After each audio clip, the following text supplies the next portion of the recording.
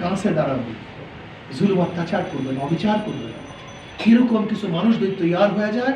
তারা যখন নেতৃত্ব প্রদান করবেন তখনই বাংলাদেশ তার জান্নাতের পরিবেশ হয়ে যাবে। মর্যাদা, সামাজিক ন্যায় বিচার প্রতিষ্ঠিত হবে, সাম্য, সবাই সমান, কুলি মজদুর তাঁতি কামার ঋষি চামার সবাই সমান, মহিলা পুরুষ সবাই সমান, মুসলমান হিন্দু খ্রিস্টান বৌদ্ধ সবাই বাংলাদেশের নাগরিক, সবার অধিকার সমান, সবার অধিকার সবার অধিকার সমান। আমরা প্রত্যেকের অধিকার বাস্তবায়ন করতে চাই, ন্যায্য অধিকার প্রতিষ্ঠা করতে চাই। মহিলা পুরুষের মধ্যে সম অধিকার নয়, আমরা ন্যায্য অধিকার প্রতিষ্ঠা করতে চাই, ন্যায্য অধিকার বাস্তবায়ন করতে চাই। শুধু সমান না, ন্যায্য। আমার মা সমান অধিকার চায় না, 1000 গুণ বেশি অধিকার চায়।